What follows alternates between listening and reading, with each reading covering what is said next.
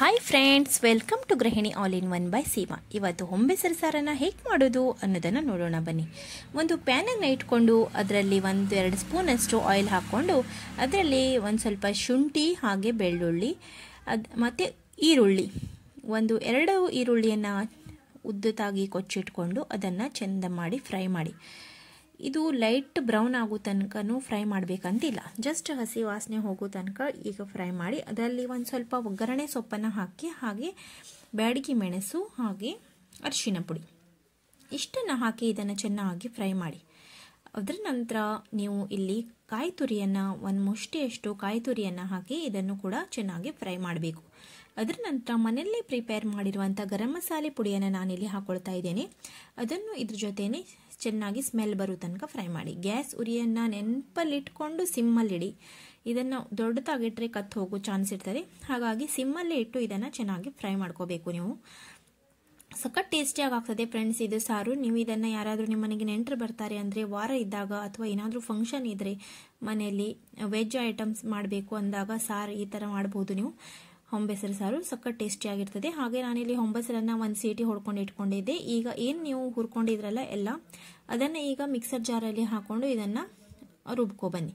ತುಂಬ ನುಣ್ಣಗೆ ರುಬ್ಬೇಕಂತಿಲ್ಲ, ಒಂಚೂರು ಸ್ವಲ್ಪ ತರಿ ಇದ್ರೂ ಅಡ್ಡಿಲ್ಲ, ಬಟ್ ಬೇಡ ನಿಮಗೆ ಫುಲ್ ಫೈನ್ ಪೇಸ್ಟೇ ಬೇಕು ಅನ್ನೋರು ಮಿಕ್ಸರಲ್ಲಿ ಚೆನ್ನಾಗಿ ರುಬ್ಕೊಳ್ಳಿ, ಆಯಿತಾ.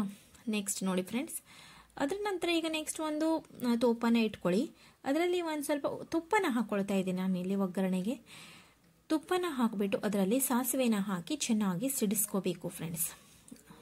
ಅದರ ನಂತರ ನೀವು ಇಲ್ಲಿ ಹಿಂಗು ಮತ್ತು ಒಗ್ಗರಣೆ ಸೊಪ್ಪು ಇದನ್ನು ಹಾಕ್ಕೋಬೋದು. ನೀವು ಫ್ರೆಶ್ ಒಗ್ಗರಣೆ ಸೊಪ್ಪು ಇದ್ದರೆ ಅದನ್ನು ಹಾಕ್ಕೊಳ್ಳಿ. ನಾನಿಲ್ಲಿ ಸ್ವಲ್ಪ ನಂದು ಒಣಗಿದೆ, ಹಾಗಾಗಿ ನಿಮಗೆ ಸ್ವಲ್ಪ ಕಲರ್ ಚೇಂಜ್ ಅನ್ನಿಸ್ತಾ ಇರ್ಬೋದು. ಹಾಗೆ ಒಂದು ಸಣ್ಣ ಈರುಳ್ಳಿಯನ್ನು ನಾನು ಇದರಲ್ಲಿ ಹಾಕಿ ಚೆನ್ನಾಗಿ ಇದನ್ನು ಫ್ರೈ ಮಾಡ್ಕೊಳ್ತಾ ಇದ್ದೇನೆ. ಈಗ ಇದು ಈರುಳ್ಳಿ ಚೆನ್ನಾಗಿ ಫ್ರೈ ಆದ ನಂತರ ಫ್ರೆಂಡ್ಸ್ ಇದರಲ್ಲಿ ಹಾಗೆ ಒಂದು ಸಣ್ಣ ಟೊಮೆಟೊವನ್ನು ತಗೊಂಡು ಕೂಡ ನಾನು ಇಲ್ಲಿ ಸಣ್ಣದಾಗಿ ಕಟ್ ಮಾಡಿಕೊಂಡು ಅದನ್ನು ಕೂಡ ಇದರಲ್ಲಿ ಫ್ರೈ ಮಾಡ್ಕೊಳ್ತಾ ಇದ್ದೇನೆ.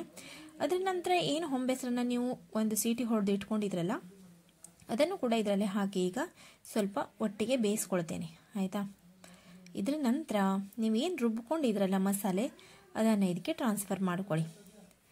ಎಷ್ಟು ರುಚಿಯಾಗಿ ಆಗ್ತದೆ ಅಂದರೆ ಫ್ರೆಂಡ್ಸ್ ಇದು ನೀವು ಏನಾದರೂ ನಿಮ್ಮ ಮನೆಯಲ್ಲಿ ಕಾರ್ಯಕ್ರಮ ಇದ್ದಾಗ ಹಬ್ಬ ಹರಿದಿನಗಳಲ್ಲಿ ನೀವು ಇದನ್ನು ಮಾಡ್ಕೋಬಹುದು. ತುಂಬ ಟೇಸ್ಟಿಯಾಗಿ ಬರ್ತದೆ ಇದು ಸಾರು. ನೀವು ಇಷ್ಟಪಟ್ಟು ತಿಂತೀರ, ನಿಜವಾಗ್ಲೂ ಒಂದ್ಸಲ ಮಾಡಿ ನೋಡಿ. ಹೇಗಾಗಿತ್ತು ಅಂತ ಕಮೆಂಟ್ ಮಾಡೋದನ್ನು ಮರಿಬೇಡಿ. ಹಾಗೆ ರುಚಿಗೆ ತಕ್ಕಷ್ಟು ಉಪ್ಪನ್ನು ಹಾಕ್ಕೊಳ್ಳಿ ಇಲ್ಲಿ, ಮತ್ತು ನೀವು ಇದನ್ನು ಚೆನ್ನಾಗಿ ಮಿಕ್ಸ್ ಮಾಡಿ. ಚೆನ್ನಾಗಿ ಕುದಿ ಬರ್ದ ಇದ್ದಂಗೆ ಇದು ಹೆಂಗೂ ಹೊಂಬೆಸರು ಇದರಲ್ಲೇ ಬೆಂದಿರ್ತದೆ ಮತ್ತು ತುಂಬ ಬೇಯಿಸ್ಬೇಕಂತ ಇರೋದಿಲ್ಲ. ಈಗ ನೀವು ಇದಕ್ಕೆ ಕೊತ್ತಂಬರಿ ಸೊಪ್ಪನ್ನು ಹಾಕ್ಕೊಂಡು ಗಾರ್ನಿಷ್ ಮಾಡ್ಕೊಳ್ಳಿ. ಮತ್ತು ಈ ಸಾರನ್ನು ಎಂಜಾಯ್ ಮಾಡಿ ಫ್ರೆಂಡ್ಸ್. ಹಾಗೆ ಹೇಗಾಗಿತ್ತು ಅಂತ ಹೇಳೋದನ್ನು ಮಾತ್ರ ಮರಿಬೇಡಿ. ಮತ್ತೆ ಸಿಗ್ತೇನೆ ನಿಮಗೆ ಇನ್ನೂ ಹೆಚ್ಚಿನ ವಿಡಿಯೋ ಒಂದಿಗೆ. ಅಲ್ಲಿ ತನಕ ಬಾಯ್ ಬಾಯ್ ಫ್ರೆಂಡ್ಸ್.